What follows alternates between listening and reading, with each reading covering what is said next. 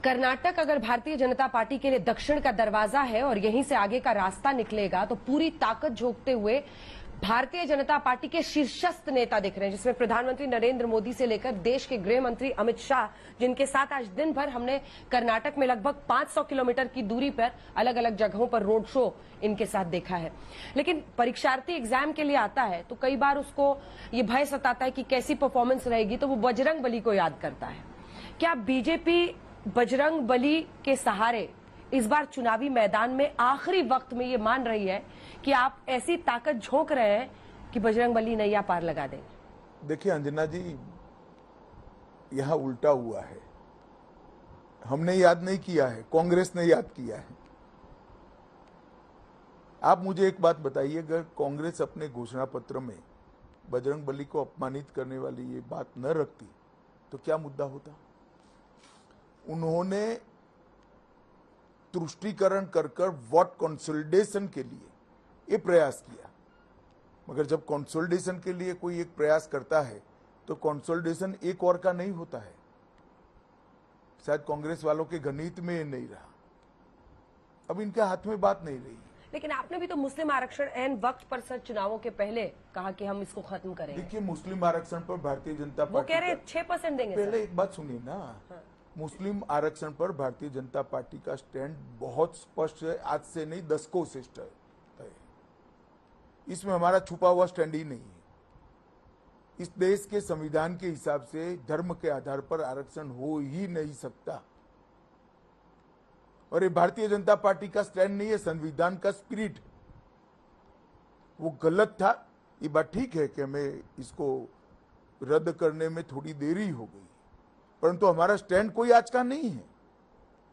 राजनीति में हमारा स्टैंड बहुत पुराना है, क्योंकि ये संविधान की स्पिरिट, जो मुस्लिम आरक्षण देना चाहते हैं वो संविधान के स्पिरिट के हिसाब से बात नहीं कर रहे हैं, वो अपीसमेंट की पॉलिटिक्स कर रहे हैं, वोट बैंक की पॉलिटिक्स। भारतीय जनता पार्टी का तो अगर हम मूल बिंदुओं पर जाए तो 3 बातें आप लोग हमेशा कहते थे: राम मंदिर, अनुच्छेद 370 और आपका भाषण देश की संसद में अनुच्छेद 370 के दिन कि हम इसको खत्म कर रहे हैं, और तीसरा मुद्दा यूनिफॉर्म सिविल कोड। लेकिन गृह मंत्री जी, क्या बात है कि बीजेपी राज्यों में इसको धीरे धीरे ला रही है? उत्तराखंड हो, हिमाचल, तमाम जगहों पर आपने जिक्र किया है, गुजरात में भी, अब कर्नाटक में भी चुनाव के टाइम मैनिफेस्टो में कर रहे हैं। गृह मंत्री को देश भर में एक साथ यूसीसी लाने से क्या रोक रहा है? ऐसा है कि यूसीसी ये भारतीय जनता पार्टी का अकेले का एजेंडा नहीं है। ये भी संविधान का एक आर्टिकल है, जिसके अंदर संविधान सभा ने इस देश की विधायिका और इस देश की संसद से एक अपेक्षा की है कि जब भी अनुकूल समय आए इस देश में कॉमन सिविल कोड हो। अब ये संविधान के स्पिरिट को भारतीय जनता पार्टी ने सालों से अपने चुनावी एजेंडे में रखा, और ये बहुत महत्वपूर्ण बदलाव है, बहुत महत्वपूर्ण कानूनी बदलाव है, क्योंकि ये राज्यों और केंद्र का साझा विषय है, कंकरंट लिस्ट में है, इसलिए राज्य भी कर सकते हैं, केंद्र भी कर सकता है। भारतीय जनता पार्टी चाहती है कि पहले कुछ राज्य इस पर कोई कमेटी बनाए, सभी लोगों के विचार सुने जाए, एक मसौदा बने और इसके आधार पर कोई राज्य कानून बनाए, जिसको देश की अदालतों की परीक्षाओं पर भी खरा उतरना होगा, और एक सार्वजनिक बहस के माध्यम से इस कानून पर देश भर में चर्चा भी होगी, और उसके बाद पूरे देश का एक कानून बनाया जाए। इतना बड़ा परिवर्तन एक सार्वजनिक बहस के बाद करना ही देश के लिए उचित होता है। इसलिए भारतीय जनता पार्टी ने उत्तराखंड, उत्तर प्रदेश और गुजरात 3 जगह पे कमेटी बनाई है। कर्नाटक में भी हमने हमारे घोषणा पत्र में रखा है कि हम कर्नाटक में चुनाव जीतने के बाद यहाँ एक कमेटी बनाएंगे, सबको सुनेंगे और एक मसौदा लेकर कर्नाटक की विधानसभा में जाएंगे। क्या बीजेपी को मुस्लिम्स का वोट चाहिए? ई ईश्वरप्पा साहब जो आपके नेता है सर, उन्होंने कहा कि भारतीय जनता पार्टी को मुसलमानों का वोट नहीं चाहिए। बतौर गृह मंत्री आपको क्या लगता है? तुरंत ही भारतीय जनता पार्टी ने प्रेस स्टेटमेंट दे दिया है कि इनके व्यक्तिगत विचार है।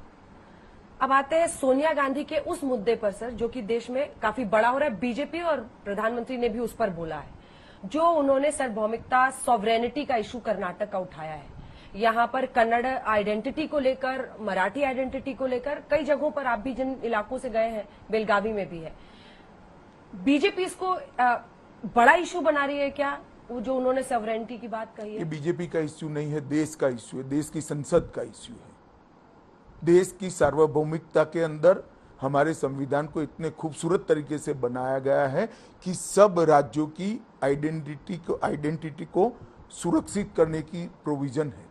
सब राज्यों की भाषा, सब राज्यों की संस्कृति, सब राज्यों के आचार विचार, खान पान और भूषा, वेशभूषा, इस सब को समाहित करते हुए देश के सार्वभौमत्व की व्याख्या की गई है। परंतु वोट बैंक की पॉलिटिक्स के लिए राज्यों के सार्वभौमत्व को सुरक्षा करेंगे। जो ट्वीट मैंने देखा है, वो ट्वीट का अर्थ तो यही निकलता है। अगर ये अर्थ है तो बिल्कुल संविधान की भावनाओं का अवमानना है, अपमान है, संविधान की स्पिरिट का अपमान है। और ये भारतीय जनता पार्टी का इश्यू नहीं है, सिर्फ भारतीय जनता पार्टी का इश्यू नहीं, देश के संविधान में मानने वाले सभी देश के देशभक्त नागरिकों का इश्यू है। चुनाव प्रचार के दौरान ये कहा गया है, तो क्या बीजेपी इस पर कुछ एक्शन लेने की भी सोचेगी? एक्शन क्या होंगे, कैसे होंगे, मुझे मालूम नहीं है। मैंने अभी इसकी पॉसिबिलिटीज या इस पर किसी से चर्चा नहीं की है, परंतु हर देशभक्त व्यक्ति ने इस बयान की घोर निंदा करनी चाहिए। तो आपको लग रहा है कि बजरंगबली के बाद ये तीसरा इशू मिल गया है आपको? नहीं, इश्यू का सवाल नहीं है। आप हर चीज को क्यों वोट के दायरे में देखती? पॉलिटिक्स में तो हम हैं, आप काहे को पॉलिटिक्स कर रही हो? ये देश की संविधान की स्पिरिट के अपमान का सवाल है। इससे पहले भाषा को लेकर भी बीजेपी बहुत आक्रामक हुई थी। जब मल्लिकार्जुन खड़गे ने कहा था, फिर उनके बेटे ने भी प्रधानमंत्री के लिए अपशब्द कहा था, तो ये भी एक इशू क्या इस बार? ये 3 इमोटिव इश्यूज आपके लिए सबसे बड़े दिखते? देखिए, ये पहली बार नहीं हुआ है कि कांग्रेस के वरिष्ठ नेता प्रधानमंत्री जी के लिए ओछी भाषा का प्रयोग करें। सोनिया जी ने भी करा है, राहुल जी ने भी करा है, प्रियंका गांधी ने भी करा है। ढेर सारे कांग्रेस के नेता अलग अलग समय पर प्रधानमंत्री जी के लिए ओछी भाषा का प्रयोग करें। कोई मर जाने तक की बात कर देता है, परंतु जितनी बार भी ऐसे प्रयास उन्होंने किए, हर बार प्रधानमंत्री जी के प्रति लोगों का सम्मान बढ़ा है और भारतीय जनता पार्टी और मजबूत हुई है। मुझे पूरा भरोसा है कांग्रेस अध्यक्ष ने कर्नाटक के चुनाव में मोदी जी के लिए जो शब्द के प्रयोग किए हैं, कर्नाटक की जनता जरूर इसको पसंद नहीं करती है। मैंने प्रचार के दौरान भी देखा है, और उसका कर्नाटक की जनता जब अपना मत प्रदर्शित करेगी तब भी इसका रिएक्शन देखा